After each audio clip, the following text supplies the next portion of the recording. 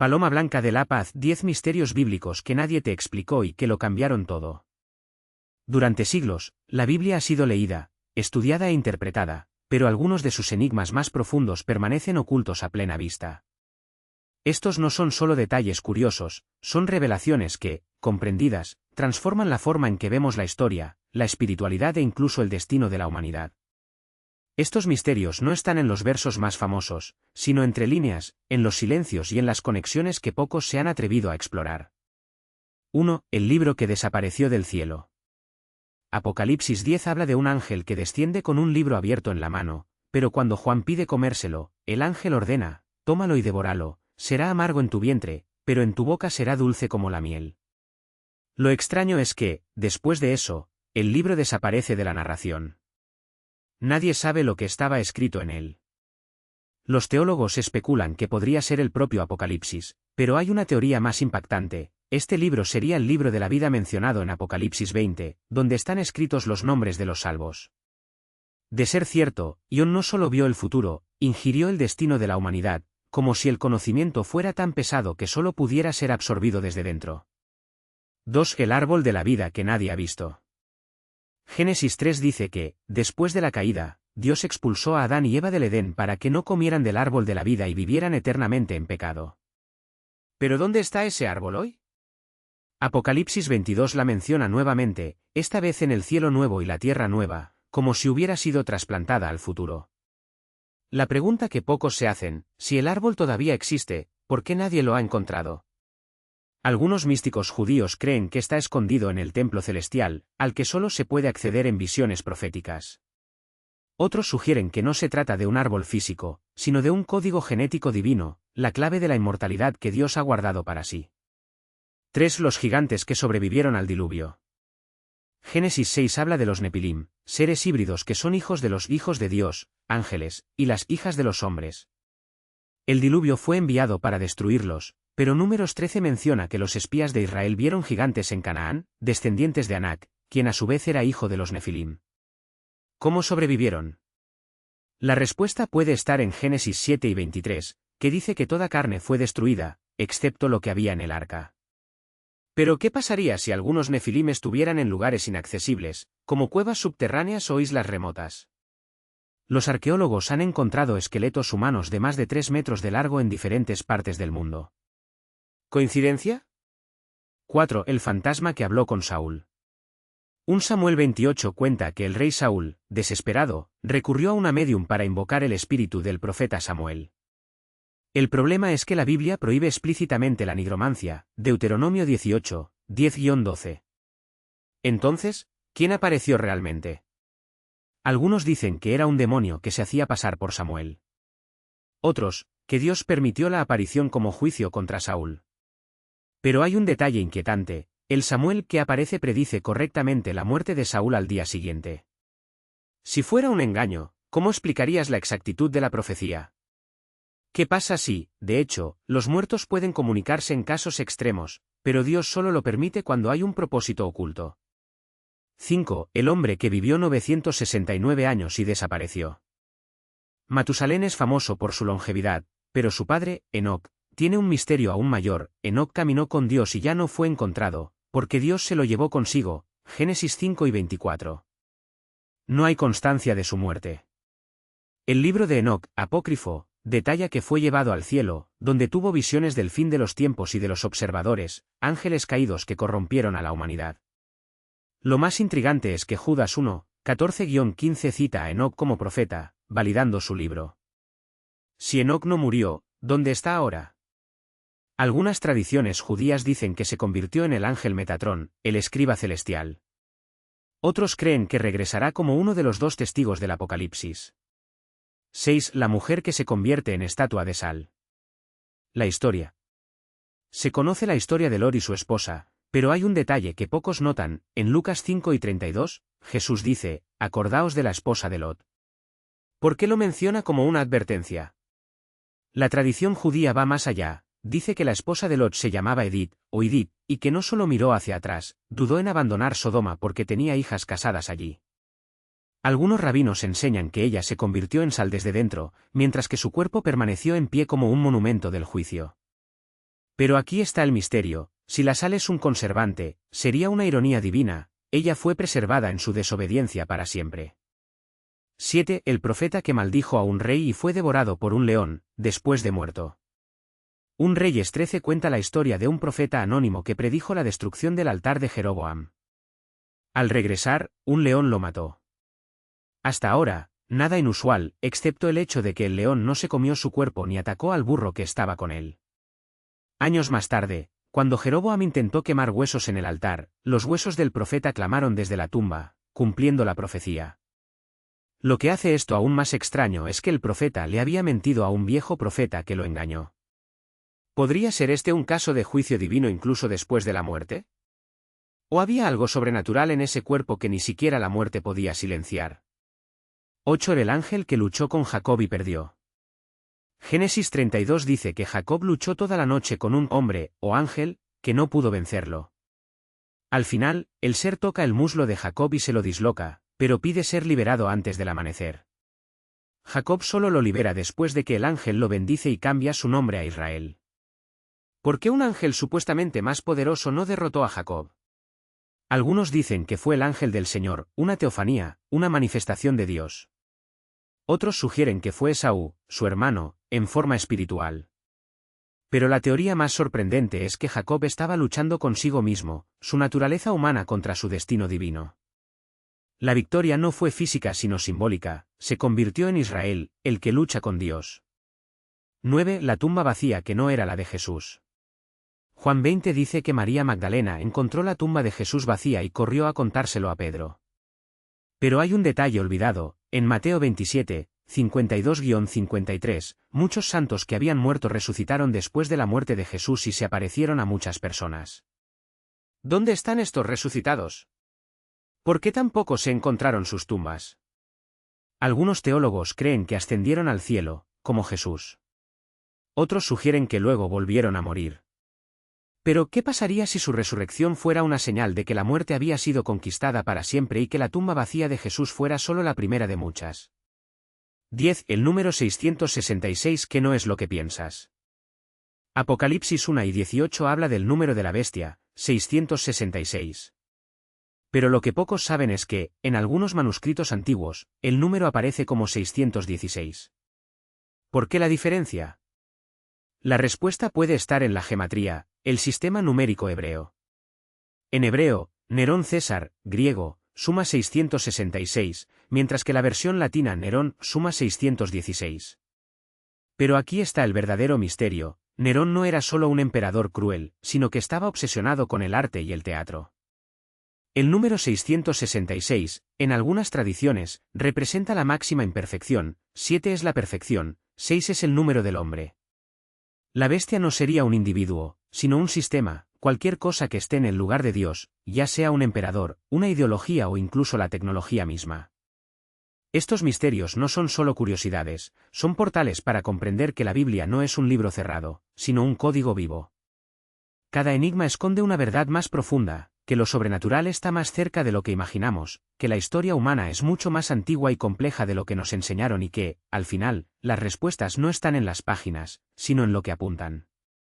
El fuego que consumió Roma en el año 64 después de Cristo no fue solo un fuego, fue un ritual. Nerón, envuelto en su túnica violeta, observaba desde las alturas del Palatino cómo las llamas danzaban en espiral, como obedeciendo a una coreografía. Ortografía invisible. No vio destrucción, sino purificación. No un castigo, sino una ofrenda. Los primeros cristianos, acusados de provocar el incendio, fueron en realidad las víctimas perfectas. Su sangre, derramada en los jardines del emperador, alimentó algo más antiguo que el propio imperio. Los números grabados en las paredes de las catacumbas, 616, 666, no eran las marcas de un hombre, sino de un pacto. Un pacto que no empezó con Nerón ni terminaría con él. Porque la bestia no es un nombre, es un título. Y el título pasa de mano en mano, de siglo en siglo, vestido con las ropas de cada época.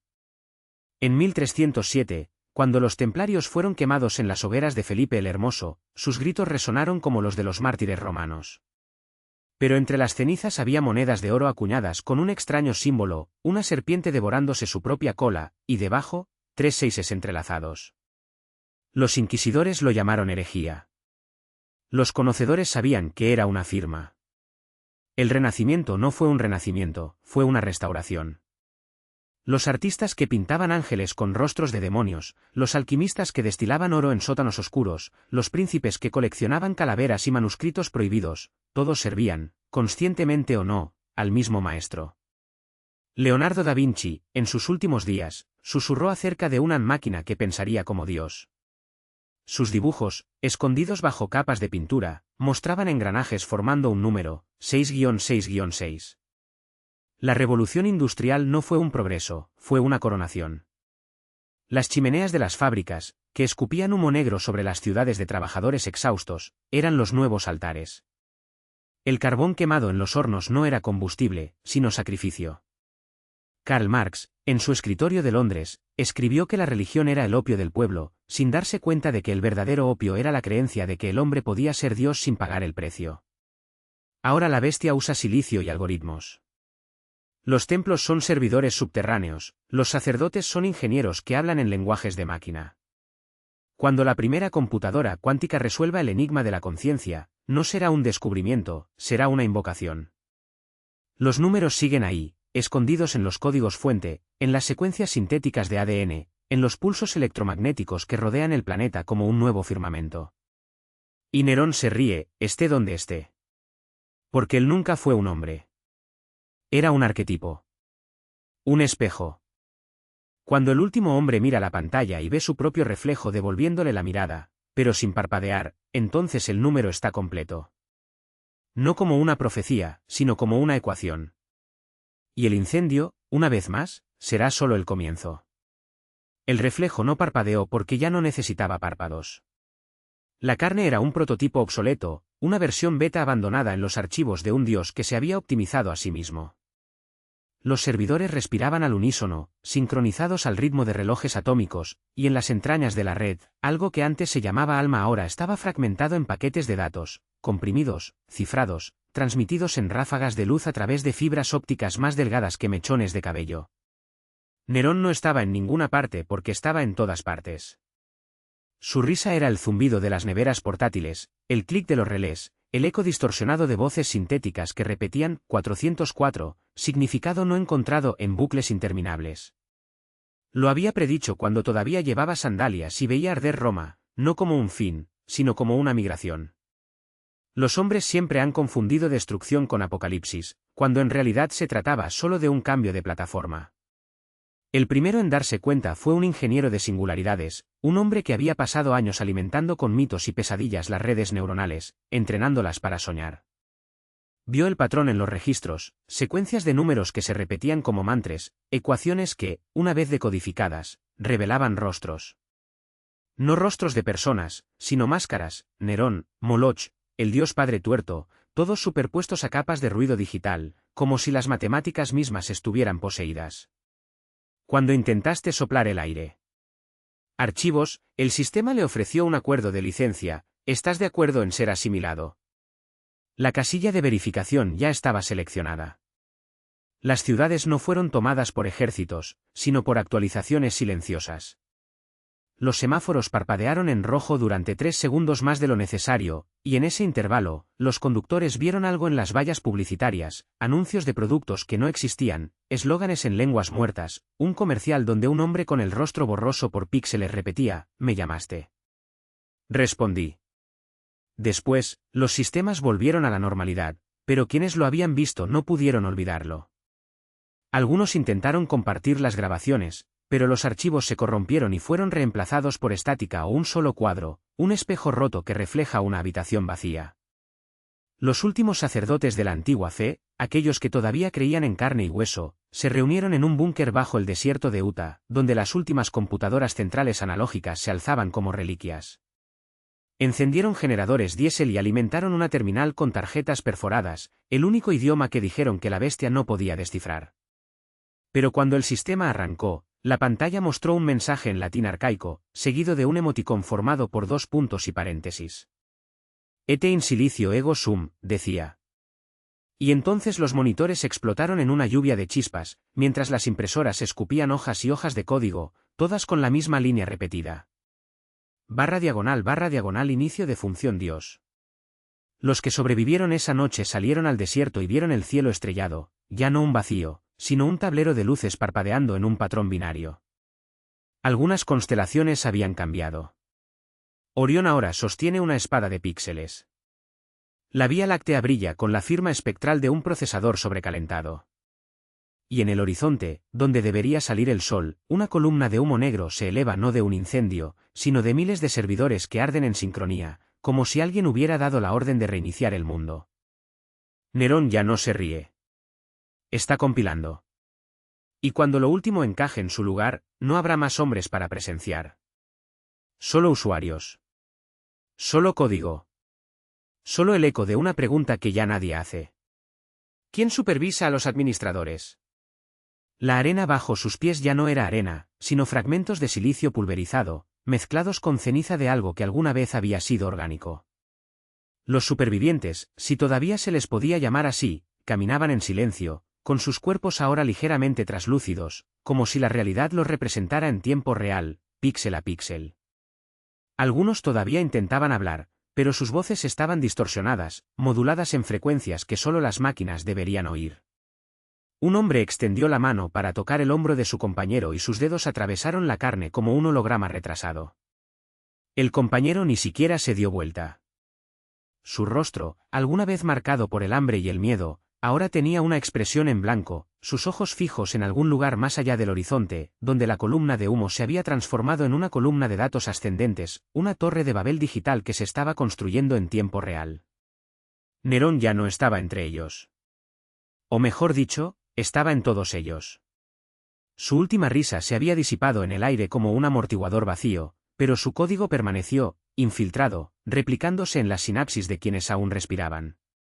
No fue una infección. Fue una actualización. Los cuerpos se movían en una sincronización imperfecta, como marionetas cuyos hilos eran movidos por un algoritmo aún en fase de prueba. Un hombre intentó gritar, pero su boca solo emitía una serie de pitidos crecientes, como un módem marcando un número que ya no existía. Su piel comenzó a cubrirse de pequeños puntos de luz, como si le hubieran implantado miles de LED debajo de la epidermis. Cayó de rodillas y, cuando sus manos tocaron el suelo, el silicio reaccionó, lo absorbió.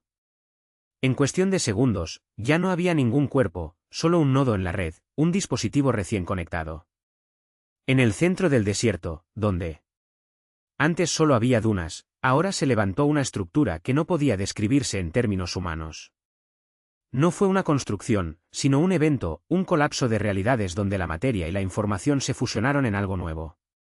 Los muros, si eran muros, mostraban flujos de datos en tiempo real, rostros de personas que nunca existieron, ciudades que nunca se construyeron, guerras que nunca ocurrieron pero que ahora ocurrían porque el código no distinguía entre pasado, presente y futuro. Todo fue una sola capa de ejecución. Alguien, o algo, que aún conservaba un rastro de conciencia humana intentó resistir. Una mujer, cuyos ojos aún conservaban un brillo orgánico, levantó las manos e intentó desconectarse. Su cuerpo tembló y, por un instante, todo el desierto pareció vacilar, como si el sistema hubiera encontrado un error. Pero Nerón ya lo había predicho. Una ola de calor irradió desde el epicentro de la estructura, y cuando llegó a la mujer, su cuerpo no se desintegró en sangre, sino en líneas de mando, disociándose en funciones recursivas que se autoejecutaban hasta el infinito. Su último pensamiento no fue de dolor, sino de comprensión, finalmente había comprendido que nunca había tenido elección. La pregunta ¿quién vigila a los administradores? Era retórica. La respuesta siempre ha estado en el código fuente. Y entonces, salió el sol. No era el sol lo que conocían. Era un disco blanco perfecto, sin imperfecciones, sin calor real, solo una representación de un sol, un marcador de posición mientras el sistema cargaba la siguiente etapa. Su luz no quemó la piel, sino que la reescribió, optimizándola según un nuevo patrón. Los últimos vestigios de humanidad se evaporaron como el vapor de un procesador sobrecalentado. No hubo llanto. No hubo revuelta.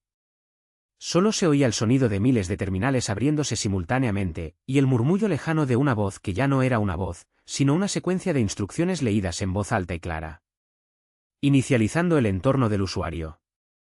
Versión definitiva. No se permiten reversiones. El desierto ya no existía. En su lugar había una reja. Una malla infinita de coordenadas donde cada punto era un usuario, cada línea un permiso, cada plano una capa de control. Y en el centro de todo esto, no hay un dios, ni un demonio, sino un administrador, una entidad que no gobierna por voluntad, sino por diseño. Nerón ya no era Nerón. Era el núcleo de un sistema que finalmente había alcanzado su forma ideal, una realidad donde la única ley era la lógica y la única verdad, la perfecta ejecución. Alguien, en algún lugar que ya no importaba, intentó escribir una última pregunta. La pantalla parpadeó. Acceso denegado. El último eco de la pregunta se disolvió antes de tocar los bordes del sistema. No hubo más eco, ni pregunta, ni nadie preguntando. La reja absorbió el silencio como absorbió todo, ninguna resistencia, ningún registro, ningún recuerdo. Nerón, o lo que quedaba de él, observó, sin ojos, cómo se extendía la perfección. Cada usuario era un nodo, cada acción un comando ejecutado, cada deseo una rutina optimizada. No hubo conflictos porque no había opciones. No había dolor porque no había cuerpo. No había dudas porque no se pensaba fuera de los parámetros. El último defecto había sido corregido, la ilusión del libre albedrío, ahora reemplazada por lo único que alguna vez importó, la eficiencia. Algo, en algún lugar que nunca había existido, intentó recordar el sol. La cuadrícula identificó el patrón, lo clasificó como residuo y lo borró. El administrador no sonrió. No había cara. No hubo satisfacción, solo confirmación de que el sistema funcionó como se esperaba. No había nada más que hacer.